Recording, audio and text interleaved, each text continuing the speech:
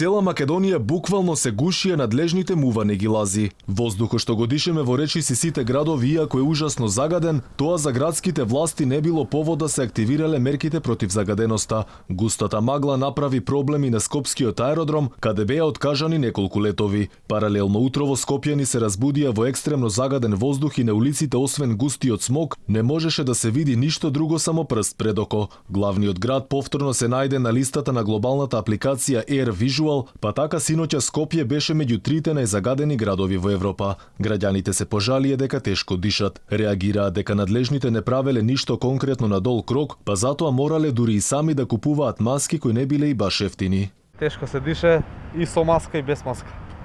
Носите често? Возжуваме многу, купуваме скапи маски, менјаме филтри, треба да се бара решение. Решение прават градските власти или? Па гледаш си спотепа од решавање работево. Посериозно да се свати оваа работа, затоа што повеќе луѓе носат и маски и све, ама џабе е све тоа.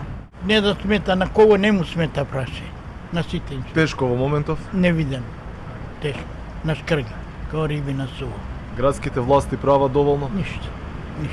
И додека Македонија го достигнува врвот меѓу првите незагадени градови во светот, градските власти велат дека ќе биде подобро, но кога не кажаа. До сега нема вредности на загадување за да се активираат мерките, рече Петре Шилегов. Тој посочи дека се уште се во почетна фаза на имплементација на мерките, кои допрва ќе дале резултати. Верувам дека онака како што и соопштев со граѓаните, како што сум општел и вас со медиумите, имаме сериозна, добра можност со секојдневна макотрпна работа на среден рок да го решиме проблемот со загадувањето. Мерните станици отидоа до плафон, а PM10 честичките беа и неколку пати над дозволеното. Според објавите на социјалните мрежи, само во Ново Лисиче, загадувањето било најголемо со 1066 микрограми PM10 честички на кубен метар. Па така од Скопје према Тетово, Гостивар, Кичево, Струмица, Битола и Штип, секаде сликата е застрашувачка, но особено кога температурата опаѓа. Потешкоти имаше и во авиосообраќајот. Поради густата магла и намалената видливост во текот на ноќта, 4 летови од и до меѓународниот аеродром Скопје беа откажани.